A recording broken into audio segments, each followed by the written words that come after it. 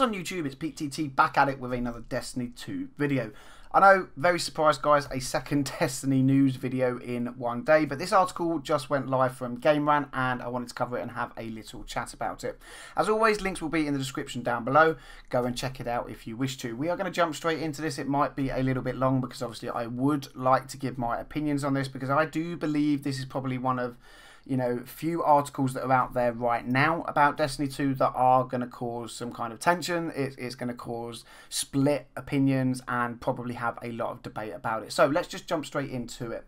Players of Destiny 2 will get to choose from 3 brand new subclasses, one for each main class: the Dawnblade Warlock, Arcstrider Hunter and Sentinel Titan. However, all the existing subclasses in Destiny 2 have also received an overhaul, ditching the perk rows of Destiny 1 in favour of 2 build trees per subclass. It's a change that has been met with many questions and now Bungie is offering some answers. Destiny 2 game director Luke Smith says that the sequel is an opportunity to retool the subclasses, making them more active on the battlefield and letting their abilities synergise with other subclasses. Talking specifically about how the new Dawnblade will replace the Sunslinger Club subclass, Smith says the self-resurrection of the Sunslinger caused problems and, quote, I know most of this is being read out, guys, but specifically I do quote this bit: I think the fantasy of having a super in Destiny is the fantasy of using it, and the Sunslinger encouraged you not to use your super. It encouraged you to sit on it and use it like a one-up when it was time. That also makes things like counterbalance more of a headache than we wanted it to be, end quote. Self-res caused multiple issues in Destiny 1 on behalf of PvE and PvP sides of the game. Just a few examples include how players could cheese the bridge encounter on Crota's End Raid by exploiting the Sunsinger's self-res, and Sunsingers introduce a different dynamic when it comes to a competitive game mode like Trials of Osiris, which has caused frustration for many a player. In the same way, the Blade Dancer's stealth abilities have created balancing issues in the past, which Smith hopes to avoid with the new Arcstrider subclass. While the fast offensive super is similar to the Blade Dancer, Bungie is hoping that the removal of the stealth abilities, that's right guys, the removal of stealth abilities will make the Arcstrider more fun and fair to fight against. And lastly, the Sentinel has changed from the Defender in hopes that, like the Night Stalker Hunter, the Titans would have an aggressive support character, as Smith calls it.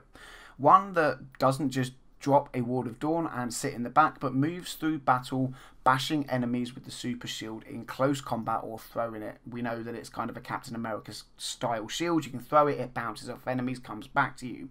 The Sentinel can still put up a moving wall of defense. All in all, it goes towards the obvious goal that players stay out in front of the action instead of playing from too far back. In addition to these changes, Destiny 2 adds class abilities that Bungie hopes will be able to play off one another, like the Warlock's Rift and a Titan Barricade, creating, and I'll probably say this wrong, a Pseudo Ward of Dawn. So yeah, that is in summary the article, guys. Now I want to go into it and talk about it a little bit more because I've got to be honest and hold my hands up. I'm really not happy about some of the things I've seen coming out of Destiny 2 and articles and things like that. It seems to me a lot of changes that are coming in Destiny 2 that people genuinely aren't happy with are all to keep PvP players happy. In my opinion, Destiny and I'm going to say Destiny 2, these are not PvP specific games, okay?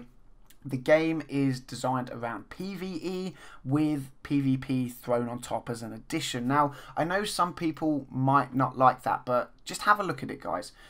All the planets, PvE. All the raids, strikes, everything like they are all PvE. We go into Destiny 2, we have lost sectors, activities, and all these other things that are coming in, new planets, raids again. They are PvE activities. Now, while some of these changes I can say, yes, I agree with them, okay? How annoying it used to be in Trials of Osiris when you took out an entire enemy team, but you always had to watch when you knew there was a self-res Warlock on the team because they would just pop it up, and if you weren't looking, if you weren't quick enough with a sniper, you would then end up losing a round that you initially won because you outplayed the other team. They just cheesed their super at the end of it to get, either an easy win. Yes, okay, sometimes you could have a good sniper on your team, you could counter it very quickly, get that headshot off, double body shots, whatever, and still win the round. But many a round has been lost by the cheesy Sunslinger self-res, okay? Now let's look at the Blade Dancer, right? Blade Dancer losing its stealth abilities. Again, I feel this is a PvP change, and one I half agree with and I half don't, okay? In PvP, yes, I hold my hands up. Hunter, Invis, an absolute pain in the arse. Trials of Osiris, you're looking one way, you see things on your minimap, you're engaging the enemy, and then all of a sudden out of nowhere you get a shotgun to the back because an Invis hunter's come running all the way around you. How can you combat that? You know, if you can't see them on the minimap because they're Invis and they're crouching, whatever, how can you do anything about it? You know, you're just going to get shot in the back, you're going to rage, it isn't a good thing. However, in PvE, again, this game is a PvE specific game, then many a time have I been in a strike or a raid or a nightfall where an Invis hunter has been able to save the day because they've gone invisible, they've got the rares, you know, Crota. How many times on the 390 light version of Crota when we've all been taken out after the lights and we're stood at the bridge and, you know, the Blade Dance, he goes invisible and manages to get across the bridge and take us all to the next area because he went invisible. Losing abilities like that, I think, hurt the PvE player base of this game. Again, I understand about the Sunslinger, you know, no other class has it. I do agree that needed to be gone out of the way, but as of the rest of the Sunslinger subclass, I couldn't agree with it necessarily. Moving on to the Titans then, okay?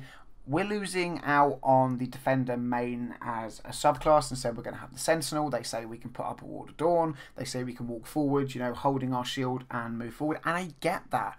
But again, if you're going to have end game activities that are stupidly hard, like raids are to start with, you know, okay, yes, as you level up, as you learn what you're doing, you learn the mechanics to a T, you can be very good, you can be very effective as a team, and it becomes relatively easy.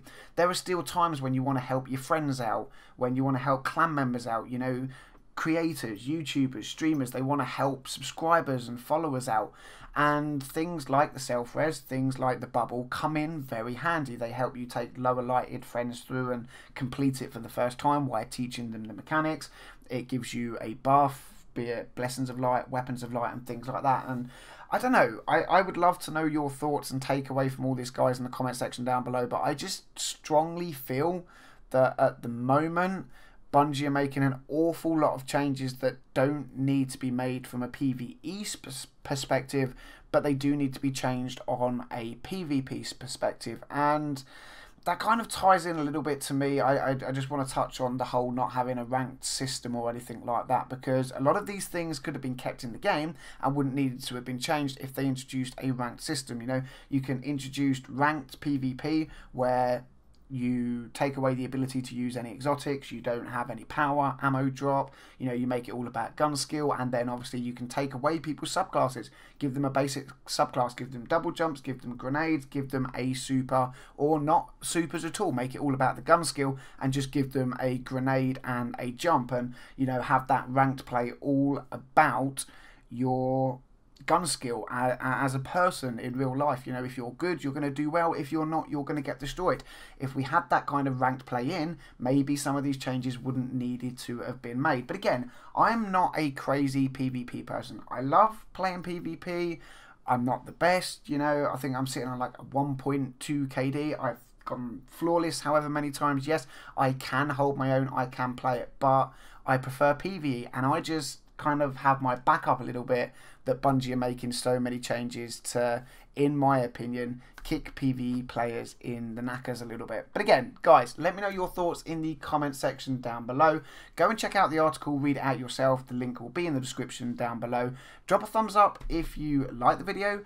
Subscribe to the channel if you're new. There are plenty more Destiny videos coming your way. And as always, Guardians, thank you very much for watching. Until the next video, I'll catch you all soon.